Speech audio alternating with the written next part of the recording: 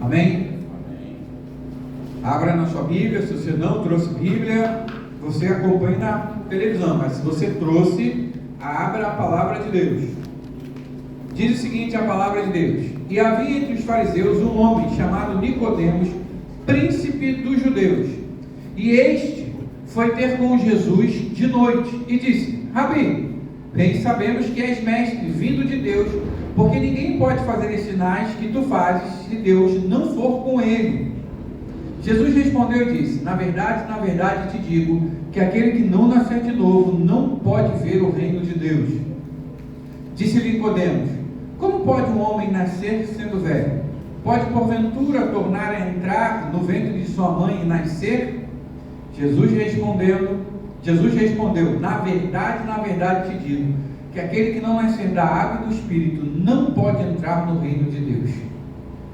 O que é nascido da carne é carne, o que é nascido do Espírito é Espírito. Não te maravilhes de ter dito: necessário vos é nascer de novo.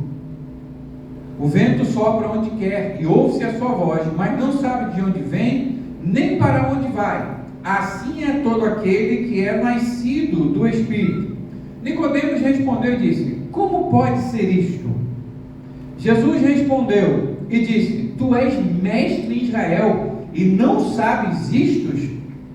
Na verdade te digo que nós dizemos o que sabemos e testificamos o que vimos, e não aceitais o nosso testemunho. Feche seus olhos. Pai, obrigado pela tua palavra. Deus, eu amo quando eu leio esses textos, porque isso é uma realidade que às vezes as pessoas não desfrutam e acham que estão vivendo, mas peço, Deus, o poder do teu Espírito para que a tua palavra ganhe vida, para que os corações sejam tocados, para que esta nova vida penetre cada um aqui nesta noite. Eu clamo, Deus, a tua misericórdia, que o Senhor estenda as tuas mãos sobre nós, em nome de Jesus. Amém. Amém. Podemos assentar, amados? Deixe sua Bíblia aberta que a gente vai ler sobre, vai explicar o texto, e seria bom que você estivesse acompanhando no texto. Por que eu resolvi trazer esse texto? E recorrentemente eu trago essa ideia de nascer de novo. Porque talvez, eu não posso afirmar que mas talvez seja o assunto mais importante da Bíblia junto com a vinda de Cristo. Porque se ninguém nascer de novo, a vinda de Cristo será uma tragédia para Maria. Mas para os novos nascidos, ela não será uma tragédia. E eu falo isso porque existe uma confusão muito grande na nossa mente. Na televisão, você vê lá as pessoas falando sobre o novo nascimento e elas fazem uma confusão entre duas palavras. Eu sou um cristão nascido de novo. Isso é uma redundância. Porque não existe cristão que não é nascido de novo. E todos que nasceram de novo são cristãos. Ponto, você é cristão e acabou o assunto. Porque se você afirmar para os outros que você é cristão, tem que estar implícito, ele tem que entender que você nasceu de novo.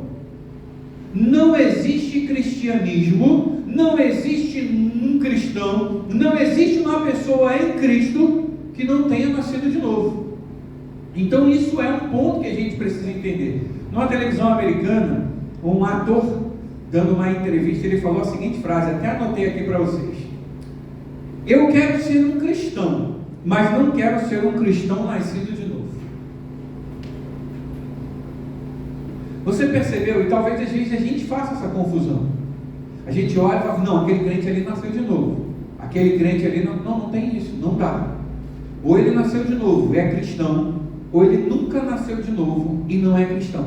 É nesse contexto que a gente tem aqui o diálogo entre Jesus e Nicodemos, que acontece algumas coisas que para mim são fenomenais. Vamos ler o texto? Diz o seguinte: havia entre os fariseus um homem chamado Nicodemos, um governante dos judeus, ou seja, príncipe dos judeus. Esse homem não era qualquer homem, ele era um homem extremamente importante. Você tinha as sinagogas que tinha 70 representantes, e desses representantes podia ter algum fariseu. Então, quando ele era fariseu, ele já era um homem diferenciado, que era estudado. E quando ele era principal da sinagoga, um desses 70, ele era duplamente diferenciado. O que a gente tem aqui é Nicodemos, que se encaixa nos dois casos.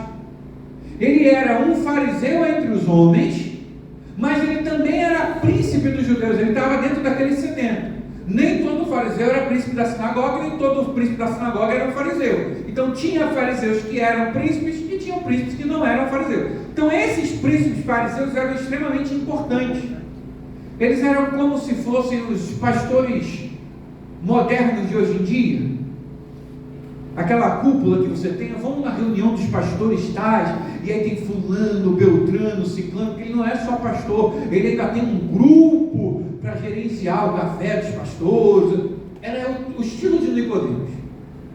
Então alguém extremamente importante para falar com Jesus. Só que Nicodemos, quando vai falar com Jesus, a palavra de Deus vai dizer no verso 2: e veio de noite a Jesus. E foi este de noite com Jesus e disse: Rabi, bem sabemos que é mestre vindo de Deus, porque ninguém pode fazer esses sinais que tu fazes se Deus não for com ele. Você já parou para perceber que coisa interessante desse texto? Porque aqui existe talvez uma discrepância. A gente não está falando de um homem que não acreditava em Jesus. A gente não está falando de um homem que não sabia quem Jesus era. A gente está falando de um homem que sabe quem Jesus é. Ele está falando: olha, eu sei que tu és o enviado de Deus. Eu não tenho dúvida disso. Eu sei que ninguém pode fazer o que tu faz se Deus não for com ele. Ou seja, os fariseus duvidam, a sinagoga duvida, eles falam que suas obras é feita pelo diabo, eles falam que você não é um homem de Deus, mas eu não tenho dúvida disso. Mas mesmo assim, ele não tendo dúvida disso, o que ele faz? Ele teme a sua nação. Ele ainda vai ver Jesus de noite. Ele não quer as claras, ele não quer que ninguém fale com Jesus. Veja, desculpa ele falando com Jesus. Mas o que eu acho interessante desse texto, além de tudo isso, é que ele faz uma elogio aqui, que qualquer um de nós teria batido no peito e falado: muito obrigado. Poxa, que legal, né? Eu sou vindo de Deus. Poxa, você realmente acha que Jesus não está nem interessado pelo elogio daquele homem? Nicodemos vem, no português mais claro, rasgando seda para o lado de Jesus, e Jesus diz para ele o seguinte: olha, Nicodemos, eu só tenho uma coisa para te dizer. Na verdade digo, se um homem não nascer de novo, ele não pode ver o reino de Deus. Ele não está interessado para a bajulação que Nicodemos está fazendo, para a afirmação que Nicodemos está fazendo. Jesus não precisa ser elogiado, nem que ninguém diga: você realmente é o Filho de Deus. Ele fala: isso não me interessa, eu não tenho dúvida quanto a isso. Mas você tem um problema e eu quero tratar ele. Não importa o elogio que tu me fez, não me importa se tu sabe quem eu sou, o problema é que tu não vai entrar no reino dos céus. E aí ele usa a expressão: em verdade vos digo, eu te digo, que aquele que não nascer de novo não pode ver o reino de Deus. O interessante desta frase aqui é que essa expressão em verdade vos digo, e o que ele diz no capítulo, verso 3 e no verso 5, ele faz uma junção de duas ênfases hebraicas. Qualquer pessoa em Israel, principalmente Nicodemos, saberia o que Jesus estava querendo dizer. Quando você lê lá Isaías e os anjos falam santo, santo, santo, os anjos não estão falando santo ao Pai, santo ao Filho, santo ao Espírito Santo. Os anjos estão tentando trazer uma potência. Eles estão querendo dizer: olha, a santidade de Deus é importante. É por isso que a gente está repetindo. O que a gente está falando é mostrando o quanto Ele é santo. Ele é grande demais. Então a repetição em Israel era como se fosse o nosso ponto de exclamação hoje em dia. Você faz uma frase e bota um ponto de exclamação para dar ênfase. Em Israel era repetição. O que Jesus está fazendo com Nicodemos é trazendo a memória deles: olha, eu estou fazendo algo com você que você tem que gravar. Em verdade te digo. Essa expressão em verdade, ela é a expressão, por incrível que pareça, o amém. Que ela pode ser traduzida tanto por assim seja, como em verdade. O que Jesus está falando para Nicodemos é o seguinte: olha, o que eu vou te dizer agora é uma verdade da qual você marca um asterisco. Eu, quando vou dar prova para os meus alunos, eu falo a seguinte coisa para eles: anota, passa uma linha nisso daí, marca uma interrogação e um asterisco, que isso vai cair na prova certamente. Se você não marcar uma prova, isso na prova vai se lascar.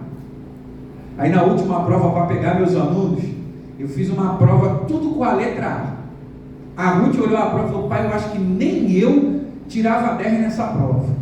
Mas aí, para motivá-los, eu dei e falei: anota isso, anota isso, anota isso, grava isso, não se perde nisso. E olha, na prova não vai ter pegadinha, mas na prova vai ter o seguinte: eu quero saber se você conhece o que está escrito aí na Bíblia. Então, todas as questões eram. O primeiro que me entregou falou: pastor, tomara que esteja certo, é tudo a mesma letra. Eu falei: mas eu prometi para eles como incentivo, falei: quem tirar 10, eu vou dar um Kit Kat.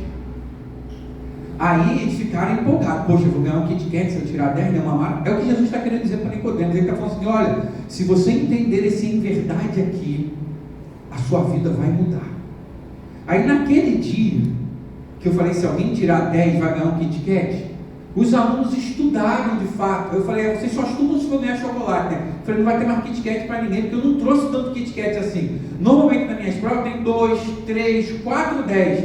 Naquele dia teve 17. Eu falei: galera, eu não tenho 17 Kit Kat aqui, mas eu tinha um saco de ouro branco. Eu posso dar um ouro branco para todo mundo? Vocês aceitam? Porque não vai dar. Não, tá bom, professor, a gente aceita. Aí acabei dando para a turma toda, que só 2 que não tiraram 10. Falei: então toma um ouro branco para a turma toda aí, já para vocês que se esforçaram. É o que Jesus está fazendo aqui. Quem estuda sabe, Jesus, para um judeu, isso era claro. Para um fariseu, era óbvio. Para Nicodemos, que era judeu, fariseu e chefe da sinagoga, não havia dúvida. Ele estava falando o seguinte: olha, o que eu vou te dizer é uma verdade que você deve marcar, sublinha, envolve, coloca um asterisco, leia e releia. Então, para Nicodemos já faz um sentido enorme: em verdade vos digo. E aí ele fala uma frase: aquele que não nascer de novo não pode ver o reino de Deus. Olha o verso 5. Jesus respondendo: na verdade te digo, se um homem não nascer da água e do Espírito, ele não pode entrar no reino de Deus. O que Jesus está fazendo? A segunda coisa que era mais comum em Israel para enfatizar algo. Ele repete a palavra, que era uma ênfase para que o que vinha depois você grava, ou então em Salmos você vê muito isso. Tem uma frase, repete a frase embaixo de outra forma, ou numa forma negativa para você entender o que está em cima. Jesus está fazendo as duas coisas seguidas aqui. Ele não está dizendo só para Nicodemos, ele está falando para mim e para você o seguinte: olha, eu usei as únicas duas coisas em Israel, que é ênfase no mesmo texto para dizer para você: isso é de vital importância. Ou você entende que o novo nascimento é crucial para você, ou você não vai ver o reino de Deus. Jesus usa as duas coisas que chamam a atenção em Israel para falar para Nicodemos: olha, prestou atenção, em verdade te digo, que quem não nascer de novo não pode ver o reino de Deus. Quando ele fala isso a primeira vez para Nicodemos, Nicodemos já sente o impacto, já sente a força daquela palavra. Então, no verso 4, Nicodemos disse a ele: como pode um homem nascer sendo velho? Pode entrar pela segunda vez no ventre da sua mãe e nascer? Preste atenção que Jesus não falou que era um nascimento físico. Essa dedução veio apenas de Nicodemos. Não tem Jesus falando: você precisa entrar no ventre da sua mãe. Essa dedução é de Nicodemos. Nicodemos deduz isso. E aí Jesus então volta a enfatizar para ele: em verdade te digo, que quem não nascer da água e do Espírito, ele não pode entrar no reino de Deus. O que é nascido da carne é carne, o que é nascido do Espírito é Espírito. Não te admires de eu ter dito, necessário vos é nascer de novo. Eu vou voltar a essa parte aqui, eu quero só fazer a conclusão aqui. O vento sopra onde quer, e tu ouves o seu som, mas não sabes de onde vem, nem para onde vai. Assim é todo aquilo que é nascido do Espírito. Ou seja, depois de essa ênfase secundária, que ele repete: em verdade, em verdade, em verdade, em verdade, e não é, se não nascer de novo deu ruim, se não nascer de novo deu ruim, Nicodemos tem uma clareza. Como pode isso acontecer? Agora Nicodemos volta a falar, no verso 9: como então pode ser essas coisas? Eu não consigo expressar a força para você do que Jesus está fazendo com Nicodemos. A gente não consegue ter a ideia. Eu mesmo não consigo ter a ideia, porque eu não sou um judeu. Olhando para o texto, eu sei que isso daqui é forte demais. É como, talvez aqui eu acho que eu possa ilustrar algo que você possa entender. Eu vou pegar o exemplo do Fabinho, que estava no hospital. Assim que a esposa saiu da sala de visita, a irmã da esposa foi lá ver, que seria a cunhada, e ela chegou para o médico e disse o seguinte: olha, eu quero saber a verdade, me diz o que está acontecendo, que eu preciso preparar minha irmã. O médico falou: então vai para casa e prepara, porque ele vai morrer. Não, isso foi no dia 25, já está vivo até hoje. Você percebeu o quanto isso é forte? Imagina o choque. É mais ou menos isso que Jesus está fazendo com Nicodemos. Ele está dando uma força tão grande que eu e você só entenderíamos isso se a gente falasse de doença. Mas para Nicodemos o impacto é o mesmo. É como se você tivesse com um parente no hospital, o médico dissesse para você: olha, vai para casa, que ele não dura até amanhã. Se você tem fé, coloque em Deus, porque humanamente falando é impossível. É isso que Jesus está fazendo com Nicodemos. É tão forte que Nicodemos volta a fazer a pergunta: como pode se dar isso? Ou seja, eu achei que eu pudesse entrar na barriga da minha mãe, mas não posso. Então ele está querendo, qual é a realidade disso? O que isso quer dizer então de fato? E aí Jesus vai responder para ele. Jesus respondeu isso: tu és mestre em Israel e não entendes essas coisas?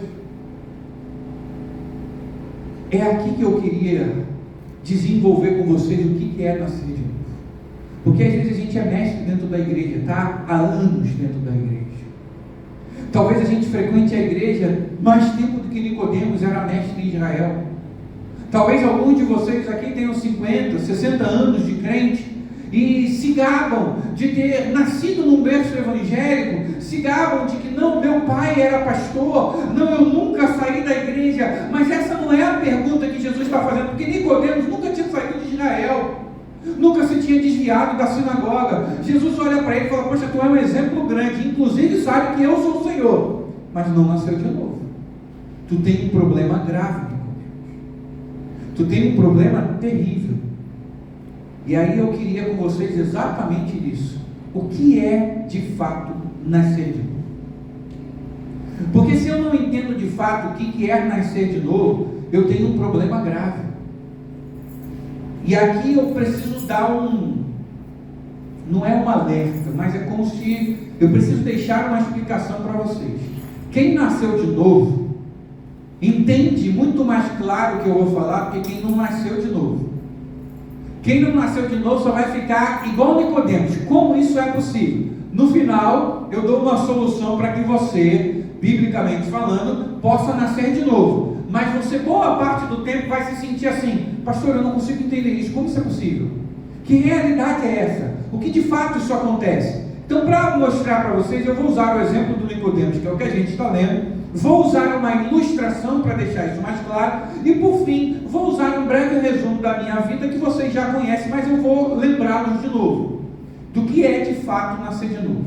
A gente tem aqui Nicodemos, que Jesus, para ele, dá uma explicação que está lá no verso 5.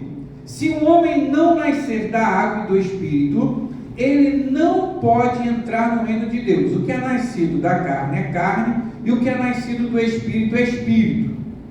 O que Jesus está falando é que carne, nascimento carnal e nascimento espiritual são coisas distintas.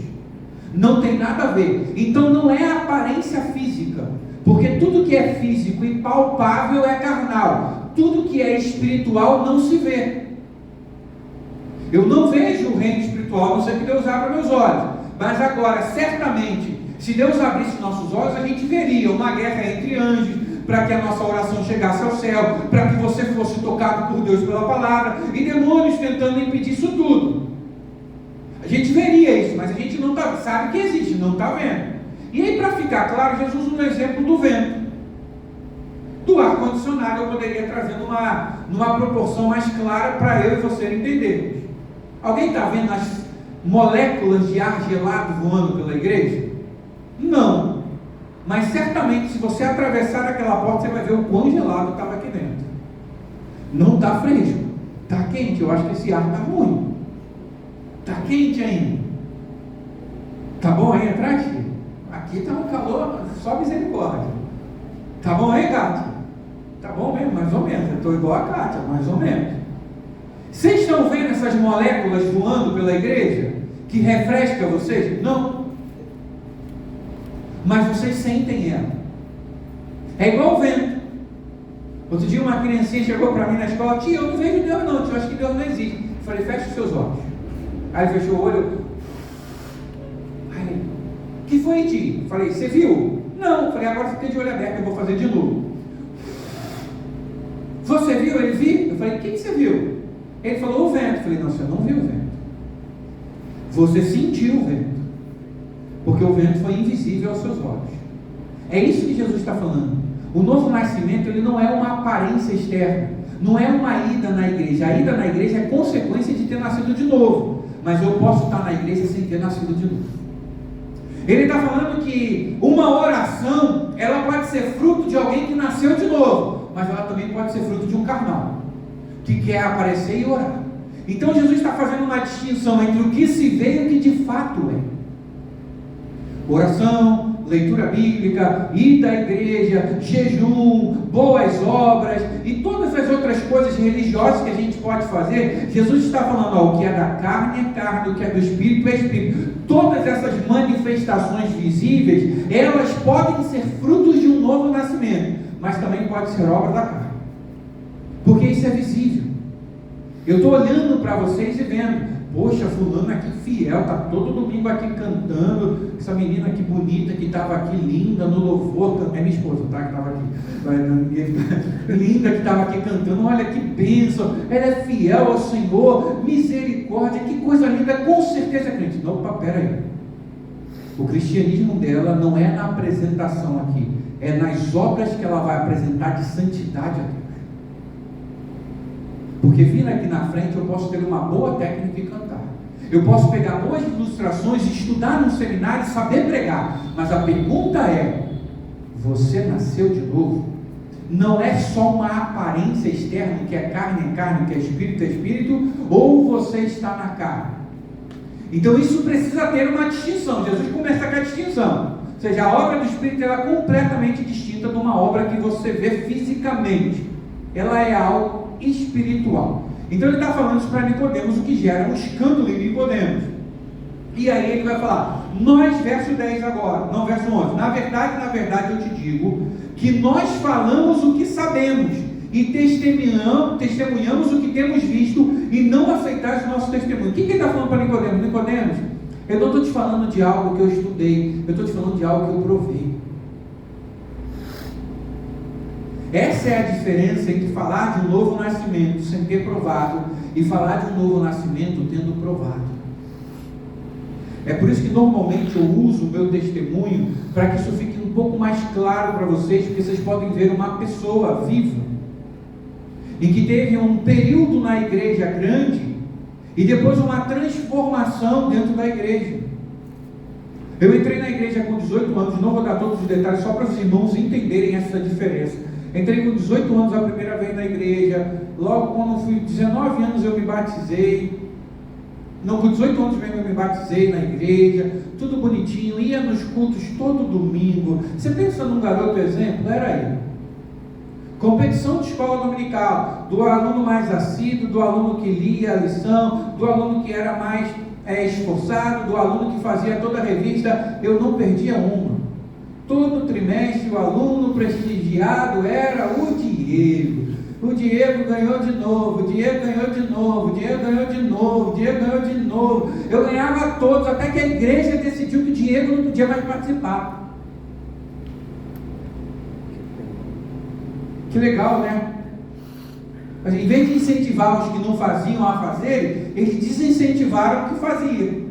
Se eu que faço não posso participar, qual é a graça para os outros? Em vez de elevar o nível, a gente desceu o nível.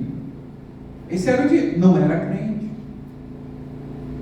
O Diego que ia para as missões, que chegou a morar no Uruguai nas missões, o Diego que começou a fazer um seminário e entender tudo isso, olha que coisa bonita, vinha para a igreja, pregava dava aula na escola dominical, todo mundo queria assistir a aula do Diego, não é do Diego, vou assistir, que legal, poxa, o Diego, vai para cá, Diego vem para lá. E o que eu pensava? Eu sou crente, sou o melhor crente que tem nessa igreja. Chego aqui 7 horas da manhã, a igreja abre 9. Eu vou na igreja toda, fazia isso, não tinha zelador. Arrumava todas as salas, limpava pano em todas as salas que só funcionava no domingo de escola dominical, cheio de pó, eu fazia isso sozinho. Cadava umas 8 horas, já tinha acabado, eu me ajoelhava, ficava na igreja orando de 8 às 9. Tinha crente melhor que eu? Era o que eu pensava, mas não era como Deus me via.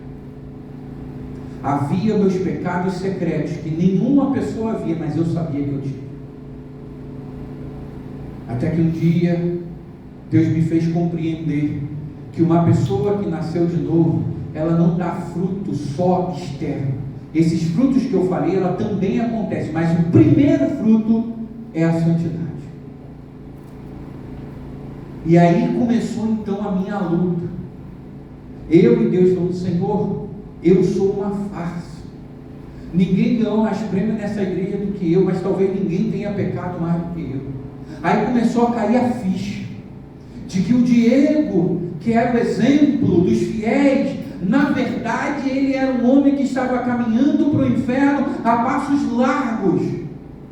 O Diego que fazia falcatruas, que mentia, que enganava, o Diego que vivia em qualquer pecado que quisesse, mas tudo na escondida para ninguém descobrir. Até que uma noite, no dia 12 de março, eu estava de joelhos. Eu me lembro desse dia, porque foi claro para mim. Eu estava de joelho nesse dia, falando: Senhor, eu não quero ser essa farsa, eu não quero parar de pregar, eu não quero parar de estudar na escola dominical, eu não quero parar de fazer a tua obra, mas eu não quero fazer sem nascer de novo. Estava ajoelhado naquele dia para mim é claro, eu conto como se fosse hoje. Eu acho que é o dia que eu nunca vou esquecer da minha vida. Estava de joelhos. E eu me lembro da expressão que eu falei para Deus com maior clareza no meu coração. Eu falei: Senhor, não querendo ser Deus nesse momento, mas eu só aceito duas coisas como resposta: ou o Senhor me mata e acaba com a farsa, ou o Senhor muda o meu coração. Eu não quero mais ser igual. Foi o meu duelo naquela noite com Deus. Ou o Senhor me mata, eu não levanto desse joelho, se não for numa dessas condições. Ou o Senhor faz eu sentir que eu mudei de vida, ou o Senhor me mata aqui, ponto final. Eu hoje prefiro ir para o inferno. Naquele dia eu orei assim: a levantar daqui sem ser crente. Eu tinha tanta vontade de nascer de novo. Desde o primeiro dia que eu entendi que eu não era crente até esse dia da conversão, duraram mais ou menos 5 anos de luta. Eu tinha tanta certeza que eu queria nascer de novo naquela noite, que a minha condição era até o inferno, mas não levantava sem um novo nascimento. Era como se eu estivesse dizendo para Deus: Senhor, eu não aceito mais nada, eu não aceito pérolas aos porcos, eu não aceito mais uma vida dúbia, eu não aceito mais ser como a onda do mar, eu não aceito mais nada disso. Ou um novo nascimento, ou pode me mandar para o inferno, não levanto daqui de outra forma. Naquela noite um bálsamo, eu senti como se, sabe, algo trouxesse uma paz, um alívio dentro de mim. Eu não senti um toque, eu não senti ninguém falando ao meu ouvido: agora você é uma não, mas eu senti que o meu coração, sabe, teve leveza, paz. Aí eu levantei pensando em uma das duas coisas. Eu falei: Senhor, ou o Senhor me mudou, ou em breve eu vou morrer. Aí sábado à noite isso, mais ou menos 9 horas da noite, eu lembro tudo, foi muito claro. Domingo voltei para a igreja, as mesmas atividades normais, escola dominical, culto da manhã, culto da noite, aquela maravilha. Na segunda-feira eu voltei para o meu trabalho. Os pecados que eu fazia já não conseguia fazer mais. Havia uma nova natureza dentro de mim que não era carnal, não era de aparência. Aquelas falcatruas que eu fazia escondido no computador, eu pulava e não posso nem falar isso alto, né? Não posso nem falar o que é. Dá um pausa aí, porque senão dá ruim para mim depois. A gente fazia coisas absurdas que o novo nascimento não permite mais. Você agora tem uma natureza divina, você não é nascido da carne, você é nascido do Espírito. Naquela semana eu perdi metade da minha renda, porque metade do que eu ganhava era dessas coisas. Metade do que eu ganhava vinha do fruto disso, o fruto de fazer algo errado. Mas o novo nascimento não permite você pensar mais em quanto você vai ganhar, quanto é o seu dinheiro, quanto é. Você agora não nasceu mais da carne, você nasceu do Espírito, ou seja, você é filho de Deus. E a característica essencial da natureza de Deus é Espírito Santo. Era exatamente isso que aconteceu. Talvez você não entenda. E para isso eu vou contar uma ilustração para deixar isso mais claro para você agora. Porque a obra de Deus, ela não é tua, é dele. O vento sopra onde quer. Não é você que faz a obra no seu coração. A gente clama pela obra. A gente pede que ele faça, mas não sou eu que mudo o meu coração. E é claro que eu não vou contar a historinha do porquinho e da ovelha, que vocês já conhecem de cor e salteado. Tive que pesquisar outra. A minha esposa é tão boa quanto... Não. Pensa numa piscina em que ela tem 10 metros de profundidade. E de repente você passeando por ela se distrai e cai. Mas pela graça de Deus aquela piscina não está completamente vazia. Ela tem 5 metros de água ainda. E para você, ao mergulhar nela, se sente aliviado. Ufa, eu não morri. Só que você se dá conta de um problema. Se são 10 metros de profundidade, só tem 5 de água, tem 5 de parede. Você pode tentar fazer o esforço que quiser para escalar, você não sobe. É impossível que você suba aquelas paredes. O máximo que você faz é nadar para um lado e para o outro, gritar, se desesperar, e vai ter que pedir ajuda de fora. O novo nascimento é exatamente isso. A gente vive numa piscina de pecado. E às vezes a gente se sente confortável lá dentro, nada com nada, é refrescante, é bom demais isso, mas quando a gente se dá conta de que a gente está numa prisão, que por mais refrescante e agradável que seja, a gente não consegue sair, a gente entra em crise. É nesta crise que a gente começa a clamar: alguém me salva! Por favor, alguém aí de cima consegue me ouvir? E a gente começa a gritar e gritar, até que aparece na borda da piscina o piscineiro. Ele olha para você e fala: o que você quer? Aí você fala para ele: eu quero sair daqui. Aí ele vai dizer para você: mas para quê? Para que é que você quer sair daí? Para que você veja como é aqui fora e depois mergulhe de novo? Aí você argumenta: mas aqui é tão bom, é fresquinho, é gostoso, é refrescante nesse calor. O piscineiro vira as costas e vai embora. E aí você começa a gritar de novo, e o piscineiro chega e vai ter uma conversa honesta com você. Para que é que você quer sair daí? E você pode tentar enganá-lo, falando: não, eu quero mudar de vida, eu nunca mais pulo aqui. Ele fala: eu sei que você vai pular de novo. Vira as costas e vai embora. E você está na angústia dentro da piscina. Só que você se distrai, porque é gostoso, é fresquinho, é refrescante. E é quando você se dá conta de novo que eu quero sair daqui, e você volta a gritar, e esse ciclo fica, até que um dia você fala de todo o coração para ele: tire-me daqui, eu não aguento mais viver aqui, a última coisa que eu farei na minha vida é voltar para este lugar, por favor, tire-me daqui. E aí então é nessa hora que ele joga uma corda e te puxa de lá. O que você fez para ser salvo? Na prática, nada. Você só pediu que ele fizesse por você. É isso que Jesus está falando. É o vento, é o Espírito, é ele que faz, é ele que atua, é ele que muda. Mas você precisa falar: Senhor, muda a minha vida. Eu não quero mais ser igual, eu não quero mais ser o mesmo, eu não quero mais estar dentro da igreja vivendo meu pecado, eu não quero mais fingir, Deus, viver dentro das 4 paredes como se fosse santo e não ser. Eu quero uma mudança de vida. E aí aquele piscineiro te puxa. Mas aquele piscineiro é tão inteligente que ele não te manda embora de mão vazia. E ele não vai te dar uma coisa boa na mão não, tá? Ele vai te dar 2 baldes cheios de água. E aí você vai perguntar: mas para que eu tenho que carregar esse balde? Ele vai falar o seguinte: para você entender que quando você está no pecado, você não sente o peso dele, mas quando você sai, você vê o quanto ele é pesado. Numa piscina de 10 mil litros de água, como é uma piscina olímpica, você pode ir lá no fundo dela e você consegue mergulhar e voltar em paz. Agora, entra embaixo dessa piscina como se você não estivesse na água e bota ela em cima de você, para ver se você não morre esmagado. Dentro da piscina é uma coisa, fora dela é outra. Dentro do pecado, o pecado parece atraente. Fora do pecado, ele é algo pesado. É isso que Jesus está falando. Nascer de novo é entender que o pecado é pesado. A fama, o orgulho, aí voltando para Nicodemos, sabe, o prestígio de uma nação, o prestígio de interpretar a lei e de ser acariciado por eles, não é bonito quando se envolve o pecado.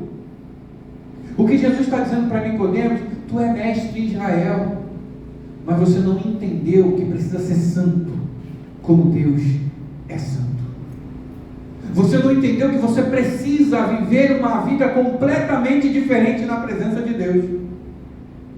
E aí talvez essa seja a sua condição aqui nesta noite. Talvez você tenha entrado aqui e falado: pastor, eu nunca tinha pensado por esse prisma. Eu já li esse texto várias vezes e nunca olhei para ele e falei: será que esta é a minha condição? Pode ser. Hoje já falecido, então eu posso falar o nome dele, que para mim foi uma das grandes alegrias do seu falecimento, é que o Silas, os irmãos lembram do Silas, que estava com câncer e tudo mais. Quando eu fui no hospital visitá-lo, ele abraçou minha mão, me apertou minha mão e falou uma coisa. Eu contei isso para ele, eu não contei para ninguém à época, ele ainda estava vivo. Ele abraçou minha mãe e apertou: pastor, eu quero te agradecer muito. Eu falei: por quê? Pastor, eu estou há anos na igreja, as suas mensagens sobre o novo nascimento me fizeram nascer de novo agora velho. Eu não sabia o que era isso. E aí ele contou um monte de coisa que ele fazia de errado, que eu não vou contar para os irmãos. Mas eu falei: que isso? Ele falou: pastor, obrigado. Foi bom demais para mim. Aquilo encheu minha alma de alegria. Eu falei: Senhor, que maravilha é isso. Às vezes a gente está na igreja há anos e está vivendo uma vida de pecado, está vivendo uma vida de iniquidade, sabe? Sai daqui e fala: eu sou crente. Grita lá fora: eu sou crente. Mas você é o barraqueiro do seu bairro, você é a pessoa que grita na sua vila, você é aquele que fala palavrão, você é o ignorante. Talvez você esteja vivendo em prostituição, em mentira descarada, seja lá o que for. Você não nasceu de novo, não pode ter nascido. O novo nascimento transforma aqui dentro. Você saiu da piscina. Você de vez em quando vai tropeçar, mas não vai viver na prática do tropeço. De vez em quando você vai errar, porque a gente não é perfeito, mas você não vai viver na prática do erro. De vez em quando talvez você possa cometer algo grave como Davi cometeu, mas você não vai viver na prática daquele pecado. Davi pecou uma vez, não viveu na prática. Não justifique Davi pelo quanto você já fez. Você entendeu a diferença? Então nessa noite eu quero que você saia daqui clamando. Vá para casa, não dê descanso à sua alma. Não tenha descanso enquanto você não tiver certeza que você não nasceu, enquanto você não tiver certeza que nasceu de novo. Não volte para casa normal, não deixe a virada do ano acontecer normal, não entre 2026 sem ter uma forte convicção diante de Deus, ao ponto de você dizer para Ele: Senhor, é tudo ou nada esse ano. O Senhor me faz nascer de novo, me tira dessa existência. Eu não quero mais pecar contra Ti. Eu não quero mais viver no pecado. Eu não quero mais viver no erro. Eu quero ser um exemplo claro da Tua santidade. Um exemplo claro de que o Senhor é um Deus vívido e real. Esses programas de televisões em que a gente encontra pessoas dizendo: eu quero ser um cristão, mas não quero ser um cristão nascido de novo, e tantas outras coisas que a gente encontra nesses programas de televisão, eles foram a desgraça da nossa nação. Hoje, o que a gente encontra não é só crentes que não nasceram de novo, são pastores que vêm falar de um púlpito de um novo nascimento sem uma vida com Deus. Vem do púlpito falar: olha, você precisa nascer de novo, mas nunca sentiram isso, não tem paixão por isso. Uma das mensagens mais tristes que eu ouvi na minha vida, mais triste, eu falei para a Aline: eu nunca mais quero ouvir uma mensagem como essa. Eu fui numa igreja em que o rapaz explicou do sofrimento de Cristo, mas pensa, de forma fenomenal, sem nenhuma lágrima nos olhos. Eu falei, amor, eu não consigo falar de Cristo sem que meus olhos se encham de paixão por Ele. Como o rapaz conseguiu destrinchar toda a crucificação sem pensar que foi por Ele, sem pensar que tocou a alma dele, sem pensar que entrou nele, que foi por mim. A desgraça aconteceu e agora a gente tem pastores no culto que nunca nasceram de novo, que não sabem o que é uma vida com Deus, que não tiveram uma experiência com Deus, talvez tiveram uma experiência com o texto, talvez tiveram uma experiência lúdica, bonitinha, mas uma vida transformada do pecado para a santidade, das trevas para a luz, do reino de Satanás para o reino de Deus, nunca experimentaram. É nesse contexto que George Whitefield disse aquela frase em 1600: a maior tragédia que Deus pode dar para uma nação são pastores que preguem bem, mas que nunca nasceram de novo. Então eu espero que na nossa igreja não só não hajam pastores assim, como não hajam crentes assim.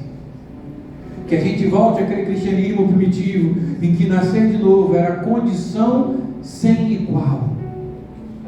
Era uma condição que você precisava ter e não era aceito na igreja se não tivesse.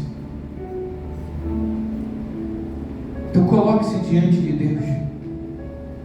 Talvez seja a primeira vez que você tenha ouvido isso e esteja igual a Nicodemos, perdido de um lado para o outro. O que fazer? E agora? Primeiro conselho: ore incessantemente. Vá até o Mestre constantemente. Não deixe Jesus de lado nesse processo, porque é Ele quem opera isso. Vá até Ele e fala: Senhor, eu talvez não tenha entendido muito bem, mas eu sei que minha vida não condiz com o novo nascimento. Muda-me. Segunda coisa, vá à palavra de Deus frequentemente. A palavra de Deus diz em Tito que o novo nascimento é operado pela palavra, ou seja, a palavra que gerou a regeneração, né? Eu estou usando novo nascimento que é uma palavra popular, mas biblicamente a palavra regeneração.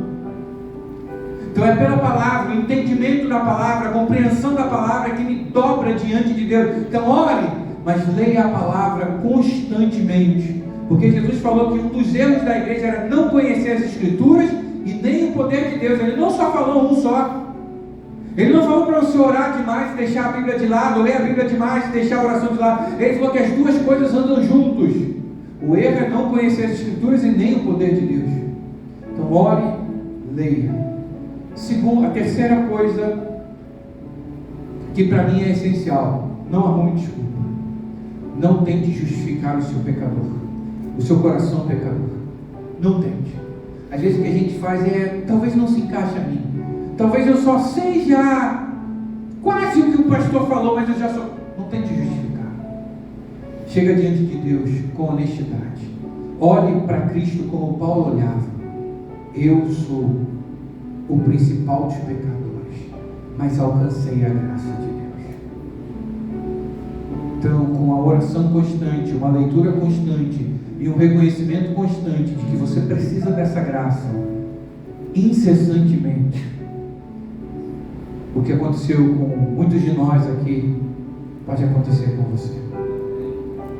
Essa transformação que mudou a nossa vida completamente pode mudar a sua completamente. Então, que Deus possa te abençoar, que Deus possa tocar profundamente em você e você decida e vá para casa. Não é uma questão de levantar a mão no culto hoje, é uma questão de você travar uma luta até que você seja diferente. Não é questão de você vir aqui na frente hoje, é questão de que se Ele não fizer, nada poderá acontecer. Feche seus olhos. Ore por você agora. Eu vou dar um tempinho para você orar e depois estarei orando com você. Fale o que vem do seu coração. Não tenha medo nem vergonha de Deus. Se você ora de uma forma que pode parecer ofensiva, não tenha medo. Quantas das vezes eu já orei para Deus: se é assim eu não quero, Deus. Eu não entendo isso, Senhor. O Senhor está me deixando confuso. Só fale para Deus o que de fato você sente.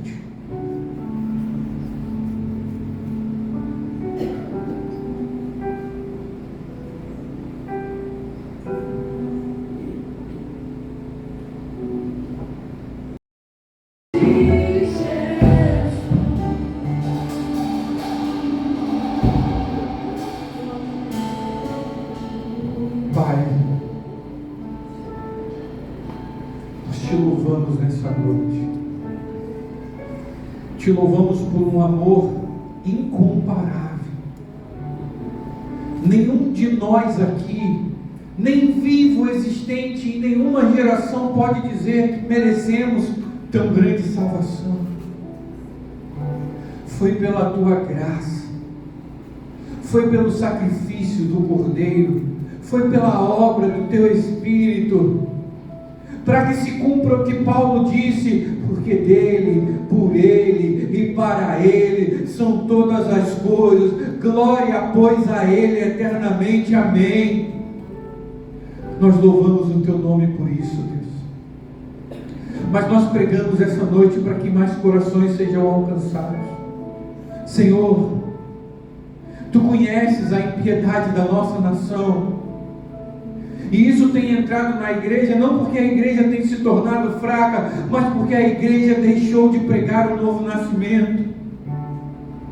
Deus, e nessa noite nós clamamos ao Senhor: faz das nossas igrejas uma igreja forte novamente, uma igreja em que tinha intimidade com o Senhor, uma igreja em que viu o teu poder, mas uma igreja que tinha nascido de novo, uma igreja que andava em santidade, uma igreja que era uma afronta ao mundo, uma igreja que não trazia os princípios pecaminosos de lá para cá, que não imitava as coisas do mundo, mas uma igreja autêntica na tua palavra.